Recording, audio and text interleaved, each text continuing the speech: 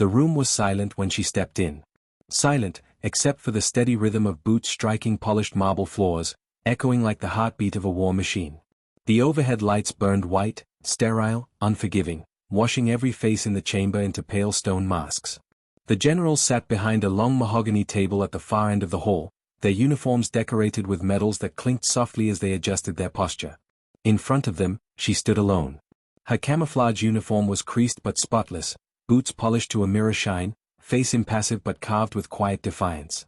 The air carried a tension that wasn't just procedural, it was personal. Every soldier in the room felt it, from the guards flanking the doors to the junior officers standing stiffly in the back rows. A few of them had heard whispers about her case.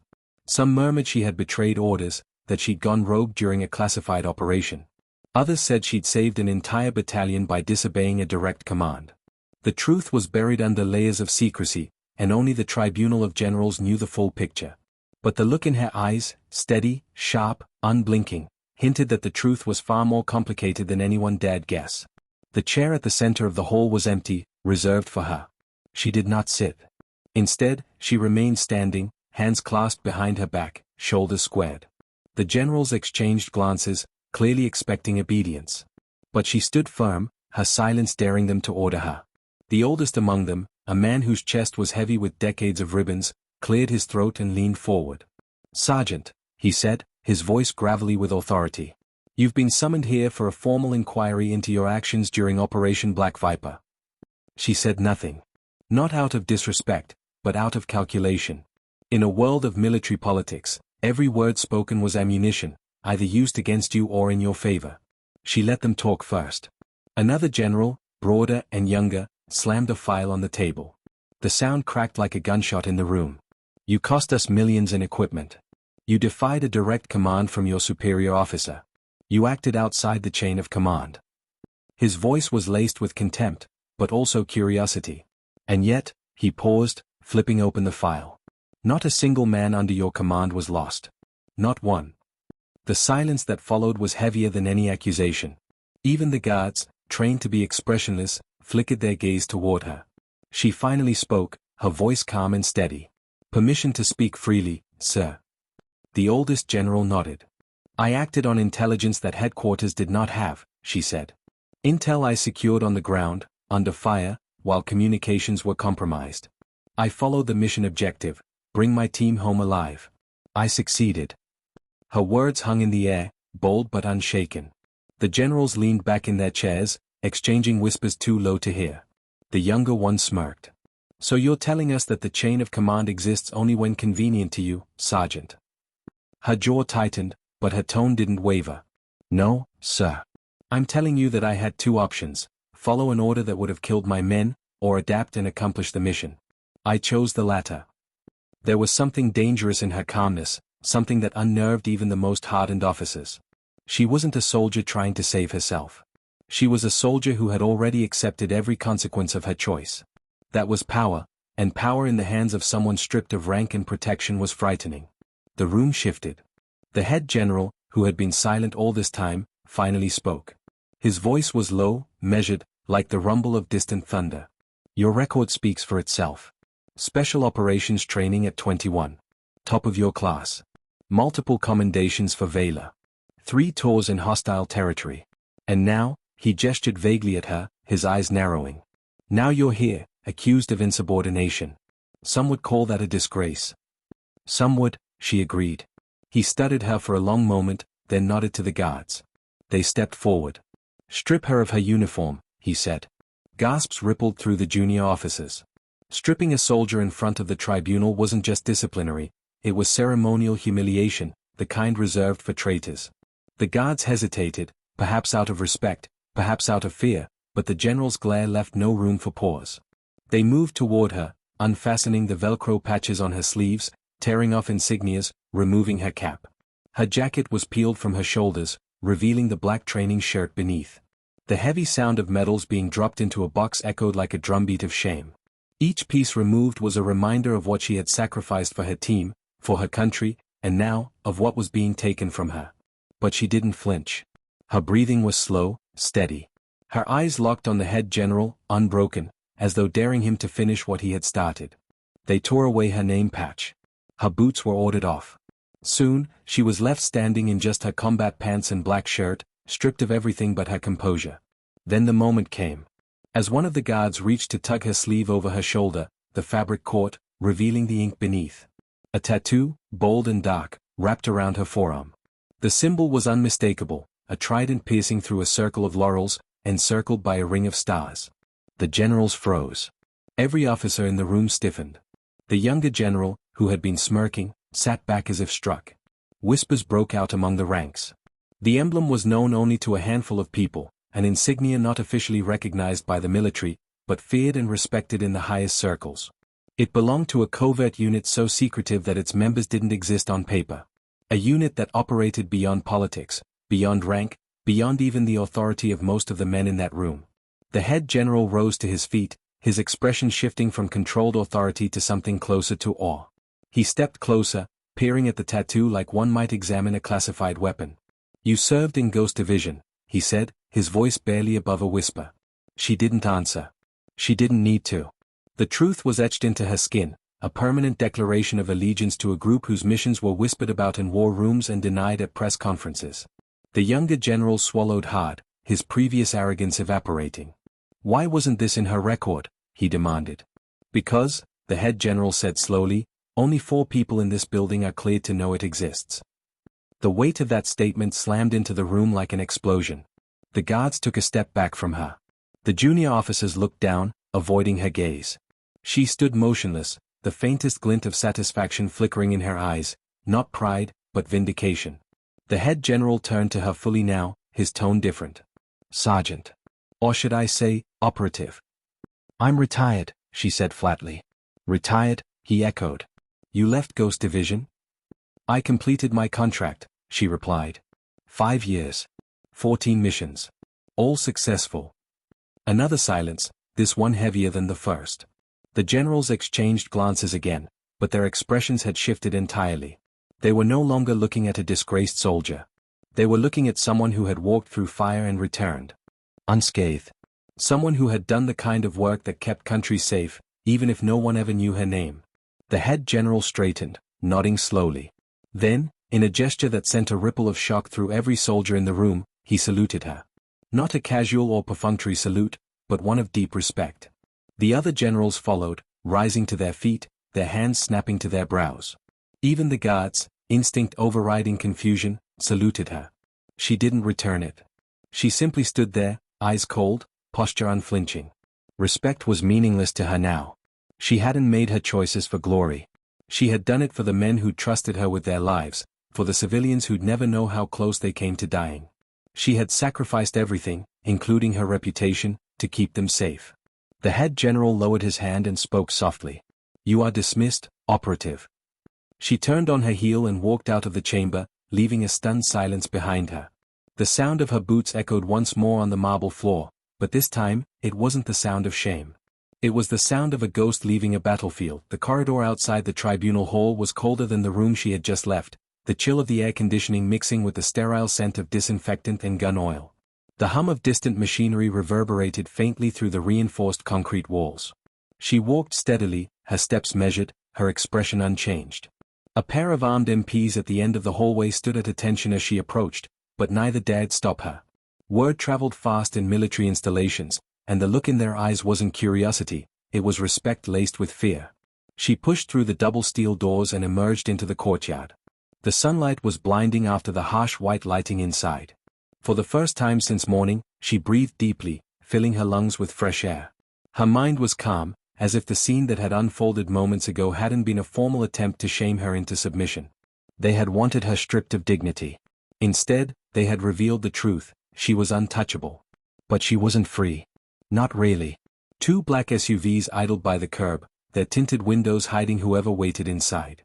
She wasn't surprised when a man stepped out of the lead vehicle. His suit was immaculate, his haircut military short, and though he didn't wear a badge, his posture screamed authority.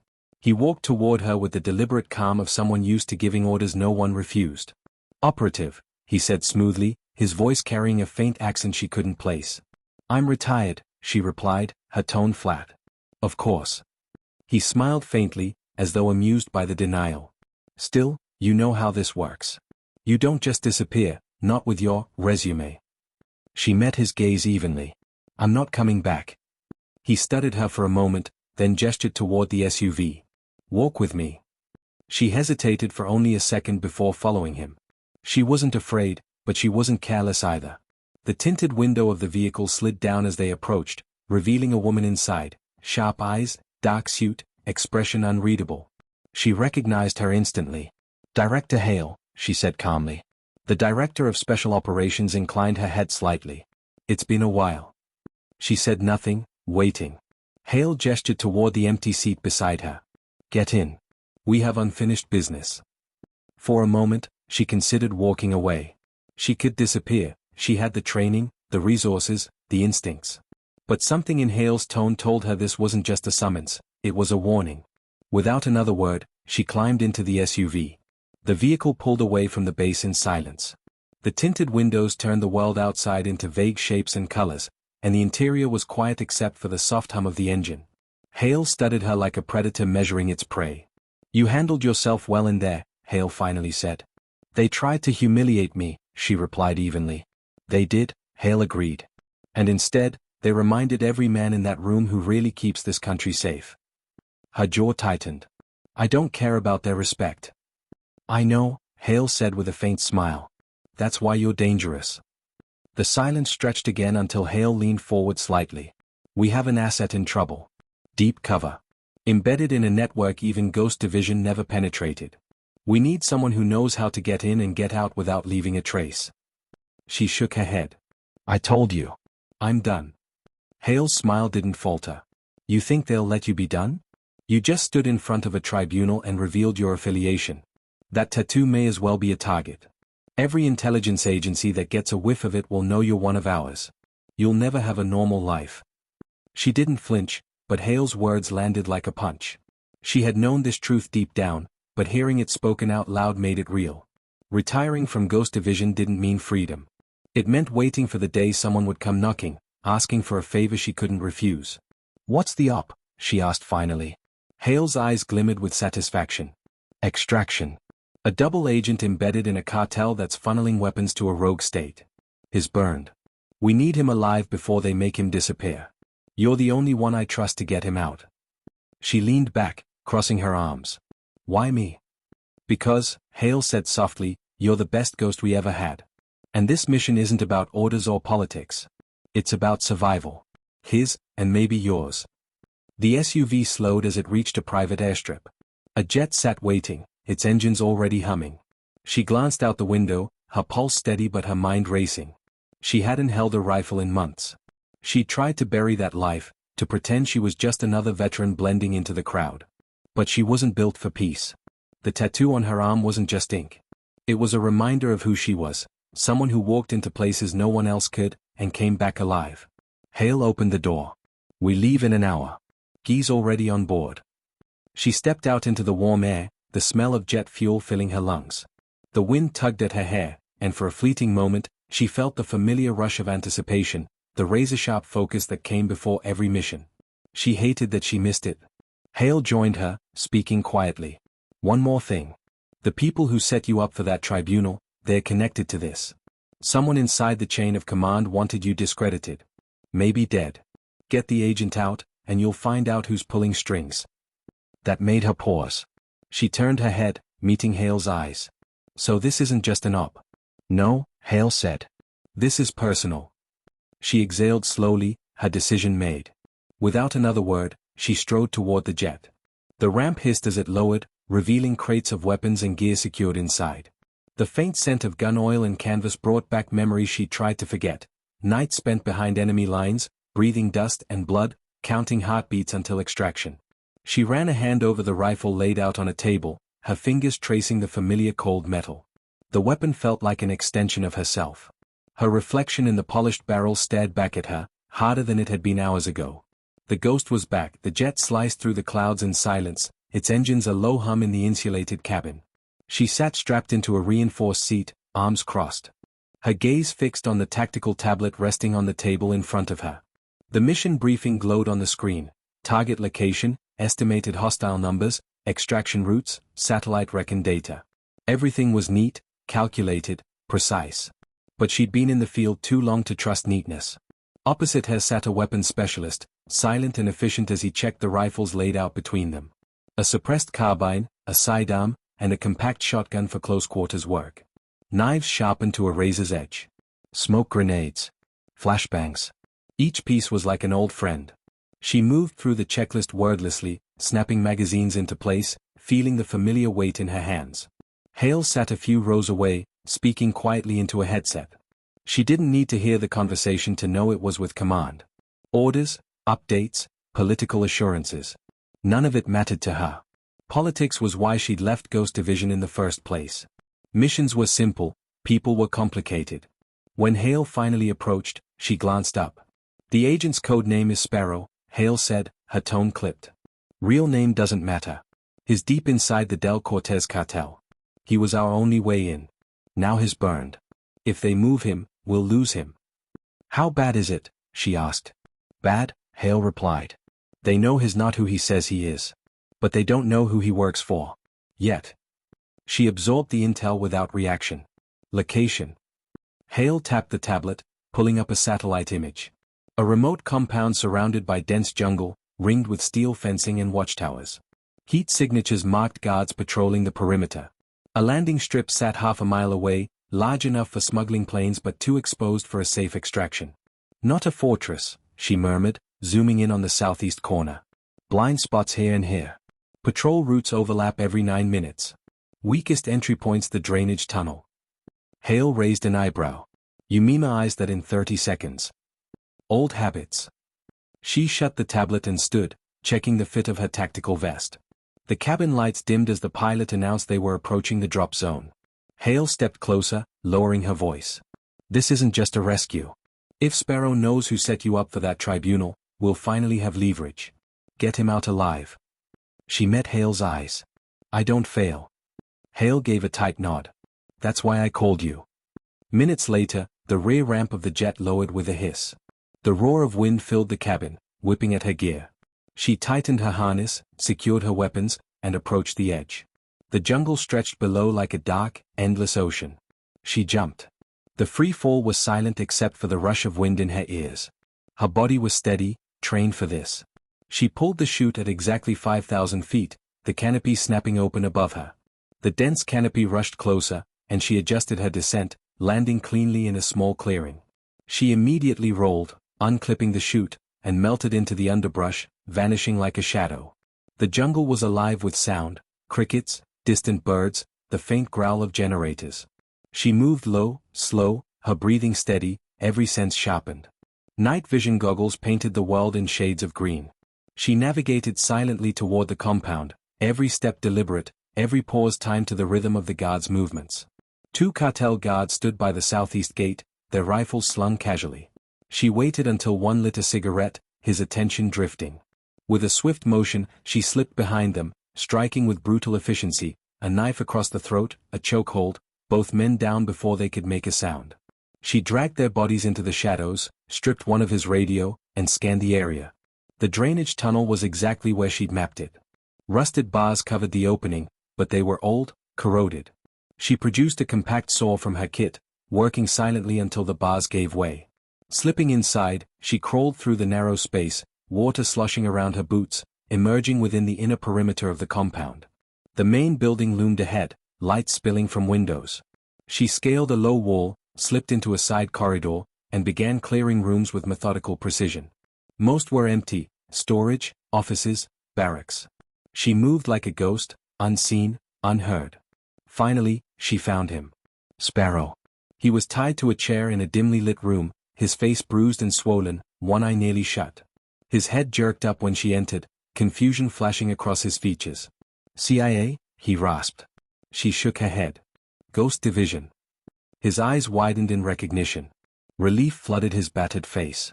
She cut his restraints quickly, pulling him to his feet. We don't have much time, she whispered. They slipped into the corridor, moving fast but silent. Sparrow stumbled but kept pace, adrenaline carrying him. They were halfway to the tunnel when voices erupted nearby. A guard turned a corner, spotting them, and reached for his radio. She didn't hesitate. Her silenced pistol coughed twice, the man dropping instantly. But the sound carried just enough to alert others. Shouts rang out in Spanish. The alarm blared seconds later. "Move!" she barked, shoving Sparrow ahead of her. They sprinted for the drainage tunnel as gunfire erupted behind them. Bullets tore through the air, slamming into walls, sending sparks flying. She returned fire with deadly precision, dropping 3 pursuers in rapid succession, but more were coming. She pushed Sparrow into the tunnel, firing back as she followed. The narrow space forced them to crawl, water splashing as they scrambled. The tunnel's exit came into view, moonlight spilling through the opening. They emerged into the jungle just as headlights flared behind them. Trucks roared to life, voices shouting orders. She grabbed Sparrow's arm and yanked him into the trees. "Run," she ordered. The jungle exploded with gunfire. The jungle swallowed them whole. Darkness wrapped around them like a shroud, but the cartel wasn't far behind. Shouts in Spanish echoed through the trees, flashlights cutting erratic beams of light across the undergrowth. The crack of automatic gunfire shattered the night, splintering branches inches from their heads. She kept Sparrow in front of her, one hand on his shoulder, the other gripping her rifle tight. "Keep moving," she hissed, her voice low but sharp. Sparrow stumbled over a root, cursing under his breath, but she yanked him back to his feet before he could slow them down. They couldn't afford hesitation. The cartel would have trackers, dogs, maybe even drones. And with every passing second, more men would flood the jungle. She veered off the narrow path, dragging him into dense foliage. The underbrush tore at their clothes and skin, but she pushed forward without pause, moving through the wilderness like she'd been born there. Every step was silent, calculated, avoiding dry leaves and brittle twigs that would give them away. Behind them, engines roared to life, off-road vehicles, hunting them. The sound of tires tearing through mud closed in fast. She dropped to a knee, signaling Sparrow to do the same. He crouched behind her, his breathing ragged, while she scanned the tree line. 3 headlights glared through the darkness, bouncing violently as trucks tore through the brush. She brought her rifle up, steady and calm, and fired a single shot. The driver of the lead vehicle slumped forward, and the truck veered sharply, slamming into a tree with a deafening crunch. Shouts erupted from the others, and a hail of gunfire lit up the jungle. "Move," she barked. They darted away from the chaos, bullets snapping through branches overhead. She led Sparrow down a narrow slope toward a stream, the rush of water guiding her in the dark. They slid down the embankment, splashing into knee-deep water, and without hesitation, she shoved him downstream. "Stay low. Keep moving." The water masked their scent and footsteps. They waded quickly, the current tugging at their legs. Up ahead, a fallen tree spanned the stream, forming natural cover. They crouched beneath it, pressing themselves against the cold mud of the bank as flashlights swept the area. She counted breaths. 1, 2, 3. The cartel men passed overhead, their voices sharp and angry, weapons raised. She stayed perfectly still, her body coiled like a predator ready to strike, until the danger passed. Then she grabbed Sparrow and pushed forward. "How far to extraction?" he whispered, his voice trembling. 2 clicks, she murmured. "But we have to shake them first." They followed the stream deeper into the jungle, moving as fast as Sparrow's battered body would allow. Every few minutes, she paused, listening to the sounds behind them. The cartel wasn't far, the radio chatter on the guard's stolen earpiece confirmed it. They had a rough perimeter on her position. She needed a diversion. They climbed out of the water at a bend in the stream and scrambled up a ridge. She scanned their surroundings quickly: dense foliage, a rocky incline, and a cluster of boulders perfect for an ambush. She pointed to a crevice between the rocks. "Hide there. Don't come out until I tell you." Sparrow hesitated, his swollen face twisting with worry. "What are you going to do? Even the odds." Without waiting for an argument, she disappeared into the jungle. She moved like a shadow, circling back toward the sound of approaching vehicles. She planted 2 small charges on trees along the trail, their timer set to seconds. When the first truck roared around the bend, she detonated them. The explosions ripped through the jungle, collapsing trees onto the road. The truck skidded violently, flipping onto its side as men screamed. The second vehicle slammed on its brakes, and that was when she opened fire. Her shots were precise, lethal. Chaos erupted. A guard dove for cover, shouting into his radio, but she moved faster, shifting positions constantly, firing and vanishing before they could pin her down. She took out 6 men in less than a minute, then triggered another explosive, sending shrapnel ripping through the jungle. The survivors retreated, shouting orders. Reinforcements would come, but she had bought time. She melted back into the forest, her breathing steady, her mind razor sharp. She found Sparrow crouched exactly where she'd left him, wide-eyed but alive. "Let's go," she said, hauling him up. They moved quickly, avoiding the chaos behind them. The jungle grew quieter as they put distance between themselves and the ambush site. Still, she knew this wasn't over. The cartel wouldn't stop. Not until they were both dead. Finally, they reached a clearing. The moonlight illuminated a small hilltop, and beyond it, a faint flicker of light, an infrared strobe beacon. Extraction. Relief flickered across Sparrow's bruised face, but she didn't slow down. "Stay close," she ordered. They sprinted for the beacon. The thumping of rotor blades echoed faintly in the distance. She keyed her radio. "Ghost 2, we're inbound.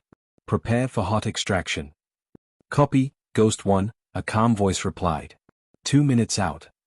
Gunfire cracked behind them. She spun, dropping to a knee and firing back as Sparrow scrambled up the hill. Shadows moved in the trees, more cartel soldiers, swarming like hornets. She clipped 2 of them with clean headshots before sprinting to catch up. At the top of the hill, a helicopter swept into view, its rotors chopping the humid night air.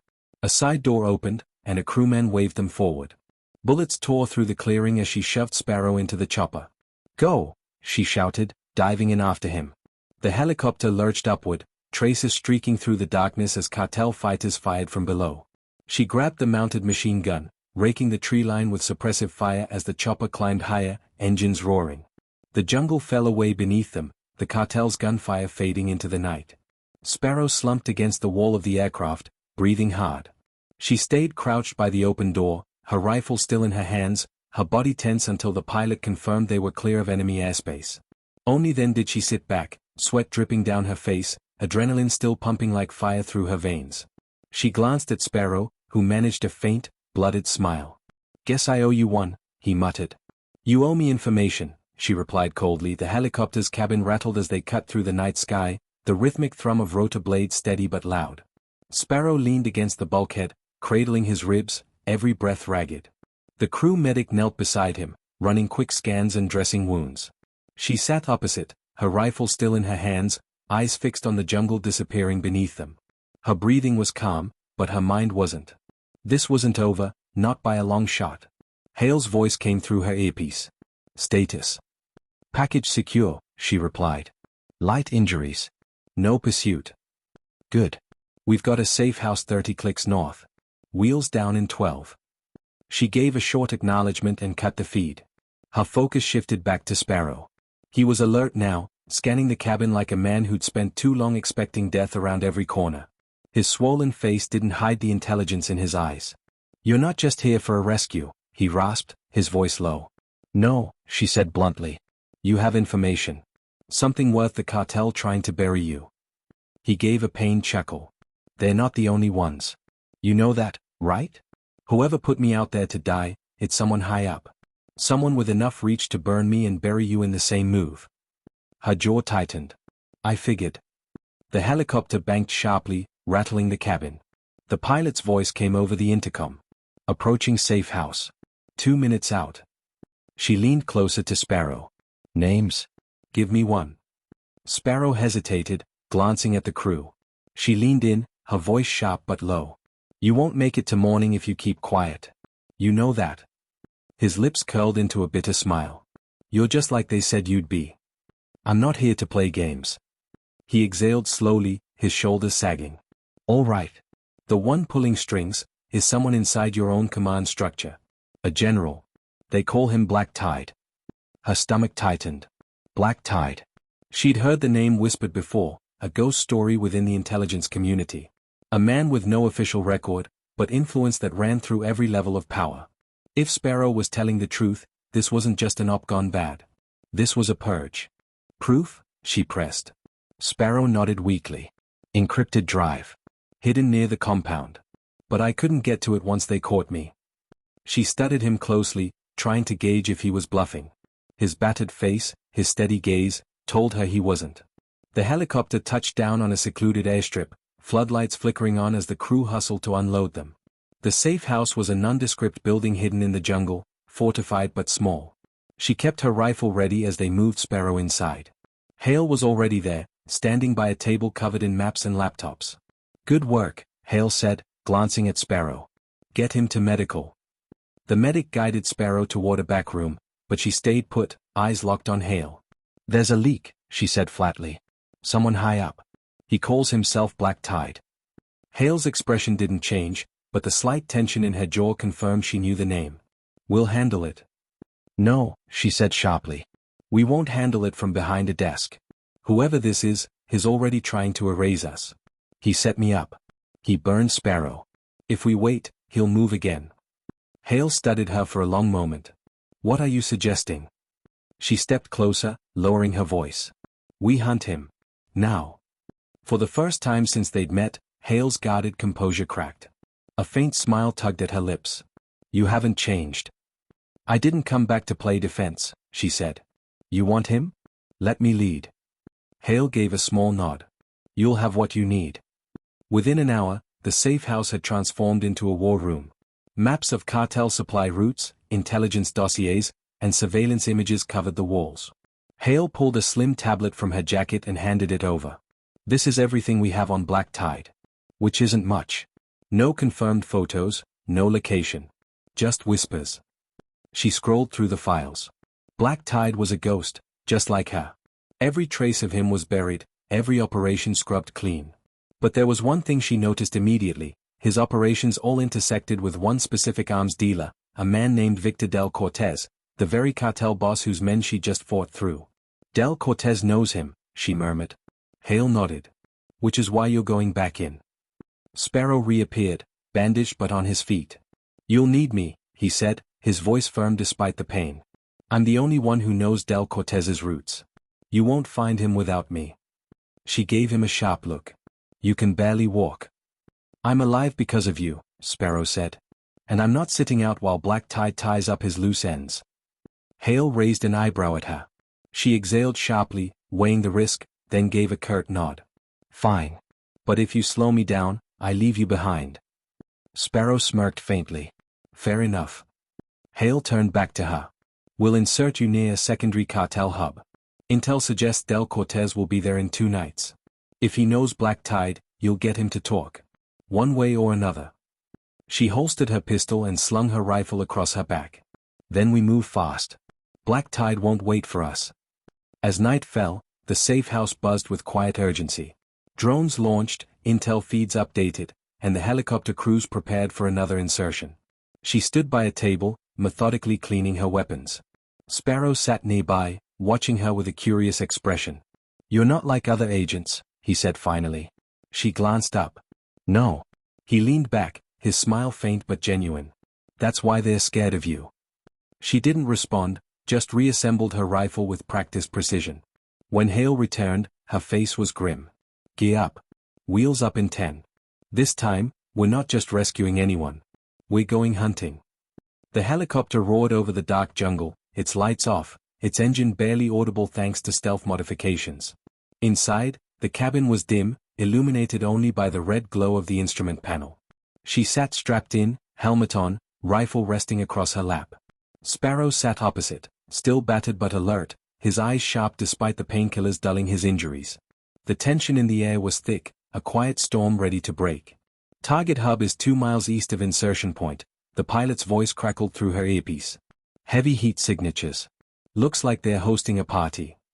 She exchanged a glance with Sparrow, who gave a grim nod. "That'll be Del Cortez," he muttered. "He likes to surround himself with noise. Makes him feel untouchable." "Noise won't stop a bullet," she replied flatly, checking the silencer on her rifle. Hale's voice chimed in through comms. "Remember, we're not here to start a war. We need Cortez alive. If he knows anything about Black Tide, his leverage. Keep it clean." She didn't answer, but the look in her eyes said enough. She'd bring Cortez back breathing. Barely. Minutes later, the chopper descended toward a clearing deep in the jungle. The pilot's voice was calm but firm. "LZ is hot. Move fast." She was already on her feet before the ramp dropped. Sparrow followed, wincing but determined, his compact submachine gun slung tight. They hit the ground and vanished into the tree line, becoming shadows among shadows. The helicopter rose silently behind them, leaving them in oppressive darkness broken only by moonlight filtering through dense canopy. The cartel hub was close. She moved ahead, scanning the perimeter through her night vision goggles. The compound glowed with activity. Armed guards patrolled in pairs, a dozen vehicles were parked under a makeshift awning, and music thumped faintly from inside the main building. Cortez liked theatrics. That was good. The louder his celebration, the easier to slip through unnoticed. They crept closer, weaving through thick foliage. Sparrow leaned in close. North wall's your best entry. Blind spot near the generator. I mapped it during my time here. She nodded, signaling him to stay low. They reached the fence silently. She crouched by the generator, pulling a small device from her pouch. With a quiet buzz, the fence's current died. They slipped through the gap like ghosts, melting into the shadows. She led Sparrow toward the main building, hugging the perimeter, every movement precise and deliberate. A guard rounded a corner suddenly, his cigarette glowing in the dark. She struck fast, wrapping her arm around his neck, dragging him into the shadows. He slumped silently, and she eased him down before signaling Sparrow forward. Inside, music and laughter drowned out their footsteps. The cartel's guards were lazy, emboldened by false security. She moved through the dimly lit hallways, avoiding crowded rooms, memorizing every exit. Finally, they reached a corridor guarded by two men in tactical gear. These weren't street-level thugs, they were Cortez's personal security. She gestured for Sparrow to hang back. Then she moved. 2 shots from her silenced pistol dropped them instantly, clean and efficient. She dragged the bodies aside and cracked the door open. The room beyond was lavish, decorated with expensive rugs, gold fixtures, and an oversized desk stacked with cash. Victor Del Cortez sat behind it, cigar in hand, his thick neck draped in gold chains. He was laughing with a woman perched on his desk, but when he saw her, his grin froze. "Who the hell?" he started, reaching for a pistol. She was faster. She moved like a blur, kicking the gun out of his hand and shoving him back into his chair. Sparrow entered behind her, weapon raised. "Victor," Sparrow said, his voice hoarse but steady. "Miss me?"